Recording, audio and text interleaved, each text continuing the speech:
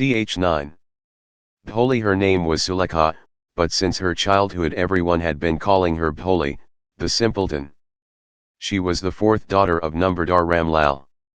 When she was 10 months old, she had fallen off the cot on her head and perhaps it had damaged some part of her brain. That was why she remained a backward child and came to be known as Bholi, the simpleton. At birth, the child was very fair and pretty. But when she was 2 years old, she had an attack of smallpox. Only the eyes were saved, but the entire body was permanently disfigured by deep black pock marks. Little Sulekha could not speak till she was 5, and when at last she learned to speak, she stammered. The other children often made fun of her and mimicked her. As a result, she talked very little. Ramlal had 7 children, 3 sons and 4 daughters, and the youngest of them was Bholi. It was a prosperous farmer's household and there was plenty to eat and drink. All the children except Bholi were healthy and strong. The sons had been sent to the city to study in schools and later in colleges. Of the daughters, Radha, the eldest, had already been married. The second daughter Mangala's marriage had also been settled, and when that was done, Ramlal would think of the third, Kampa. They were good-looking, healthy girls, and it was not difficult to find bridegrooms for them. But Ramlal was worried about Bholi. She had neither good looks nor intelligence. Bholi was 7 years old when Mangala was married. The same year a primary school for girls was opened in their village. The Tehsildar Sahib came to perform its opening ceremony. He said to Ramlal, "As a revenue official you are the representative of the government in the village and so you must set an example to the villagers. You must send your daughters to school." That night when Ramlal consulted his wife, she cried, "Are you crazy? If girls go to school, who will marry them?" But Ramlal had not the courage to disobey the Tehsildar. At last his wife said, "I will tell you what to do. Send Bholi to school. As it is, there is little chance of her getting married, with her ugly face and lack of sense. Let the teachers at school worry about her." The next day Ramlal caught Bholi by the hand and said, "Come with me. I will take you to school." Bholi was frightened. She did not know what a school was like. She remembered how a few days ago their old cow, Lakshmi, had been turned out of the house and sold. No, no, no, no, she shouted in terror and pulled her hand away from her father's grip. "What's the matter with you, you fool?" shouted Ramlal. "I am only taking you to school." Then he told his wife, "Let her wear some decent clothes today, or else what will the teachers and the other schoolgirls think of us when they see her?" New clothes had never been made for Bholi. The old dresses of her sisters were passed on to her. No one cared to mend or wash her clothes. But today she was lucky to receive a clean dress which had shrunk after many washings and no longer fitted Kampa. She was even bathed and oil was rubbed into her dry and matted hair. Only then did she begin to believe that she was being taken to a place better than her home. When they reached the school, the children were already in their classrooms. Ramlal handed over his daughter to the headmistress. Left alone, the poor girl looked about her with fear-laden eyes. There were several rooms, and in each room girls like her squatted on mats, reading from books or writing on slates. The headmistress asked Bholi to sit down in a corner in one of the classrooms. Bholi did not know what exactly a school was like and what happened there, but she was glad to find so many girls almost of her own age present there. She hoped that one of these girls might become her friend. The lady teacher who was in the class was saying something to the girls but Bholi could understand nothing. She looked at the pictures on the wall. The colors fascinated her. The horse was brown just like the horse on which the Tehsildar had come to visit their village, the goat was black like the goat of their neighbor, the parrot was green like the parrots she had seen in the mango orchard, and the cow was just like their Lakshmi. And suddenly Bholi noticed that the teacher was standing by her side, smiling at her. "What's your name, little one?" "Bh Bho Bho dash dot." She could stammer no further than that. Then she began to cry and tears flowed from her eyes in a helpless flood. She kept her head down as she sat in her corner, not daring to look up at the girls who, she knew, were still laughing at her. When the school bell rang, all the girls scurried out of the classroom, but Bholi dared not leave her corner. Her head still lowered, she kept on sobbing. Bholi. The teacher's voice was so soft and soothing. In all her life she had never been called like that. It touched her heart. Get up, said the teacher. It was not a command, but just a friendly suggestion. Bholi got up. Now tell me your name. Sweat broke out over her whole body. Would her stammering tongue again disgrace her? For the sake of this kind woman, however, she decided to make an effort. She had such a soothing voice, she would not laugh at her. Bhbh bho bho dash, she began to stammer. Well done, the teacher encouraged her. Come on, now the full name. Bhbh bho Bholi.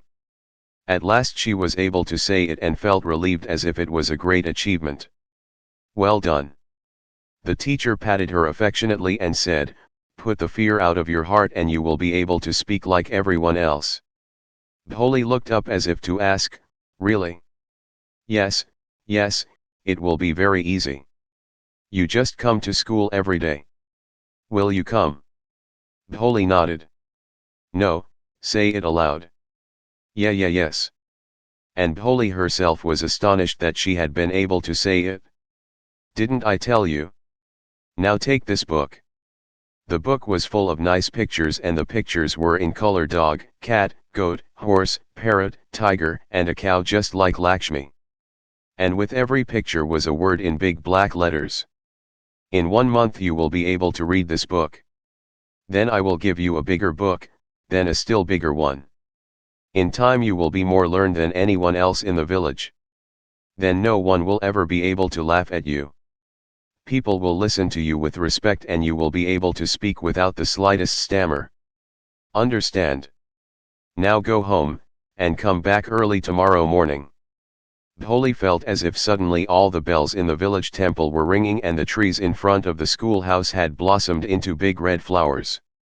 Her heart was throbbing with a new hope and a new life. Thus the years passed. The village became a small town. The little primary school became a high school. There were now a cinema under a tin shed and a cotton ginning mill. The mail train began to stop at their railway station. One night, after dinner, Ramlal said to his wife, then, shall I accept Bishamber's proposal? Yes, certainly, his wife said. Bholi will be lucky to get such a well-to-do bridegroom. A big shop, a house of his own, and I hear several thousand in the bank. Moreover, he is not asking for any dowry. That's right, but he is not so young, you know, almost the same age as I am, and he also limps. Moreover, the children from his first wife are quite grown up. So what does it matter, his wife replied. 45 or 50, it is no great age for a man. We are lucky that he is from another village and does not know about her pockmarks and her lack of sense. If we don't accept this proposal, she may remain unmarried all her life. Yes, but I wonder what Bholi will say. What will that witless one say? She is like a dumb cow. Maybe you are right, muttered Ramlal. In the other corner of the courtyard, Bholi lay awake on her cot, listening to her parents' whispered conversation. Bishambernath was a well-to-do grocer. He came with a big party of friends and relations with him for the wedding. A brass band playing a popular tune from an Indian film headed the procession, with the bridegroom riding a decorated horse. Ramlal was overjoyed to see such pomp and splendor. He had never dreamt that his fourth daughter would have such a grand wedding. Bholi's elder sisters who had come for the occasion were envious of her luck. When the auspicious moment came, the priest said, "Bring the bride." Bholi, clad in a red silken bridal dress, was led to the bride's place near the sacred fire. "Garland the bride," one of his friends prompted Bishambernath. The bridegroom lifted the garland of yellow marigolds. A woman slipped back the silken veil from the bride's face. Bishamber took a quick glance. The garland remained poised in his hands. The bride slowly pulled down the veil over her face. "Have you seen her?" said Bishamber to the friend next to him. "She has pockmarks on her face." "So what? You are not young either." "Maybe. But if I am to marry her, her father must give me 5,000 rupees. Ramlal went and placed his turban, his honor, at Bishamber's feet. "Do not humiliate me so. Take 2,000 rupees. No 5,000, or we go back. Keep your daughter. Be a little considerate, please. If you go back, I can never show my face in the village." Then out with 5,000. Tears streaming down his face, Ramlal went in, opened the safe and counted out the notes. He placed the bundle at the bridegroom's feet. On Bishamber's greedy face appeared a triumphant smile. He had gambled and won. "Give me the garland," he announced. Once again the veil was slipped back from the bride's face, but this time her eyes were not downcast. She was looking up, looking straight at her prospective husband, and in her eyes there was neither anger nor hate, only cold contempt. Bishamber raised the garland to place it round the bride's neck, but before he could do so, Bholi's hand struck out like a streak of lightning and the garland was flung into the fire. She got up and threw away the veil. "Pitaji," said Bholi in a clear loud voice, and her father, mother, sisters, brothers, relations, and neighbors were startled to hear her speak without even the slightest stammer. "Pitaji, take back your money. I am not going to marry this man." Ramlal was thunderstruck. The guests began to whisper, "So shameless.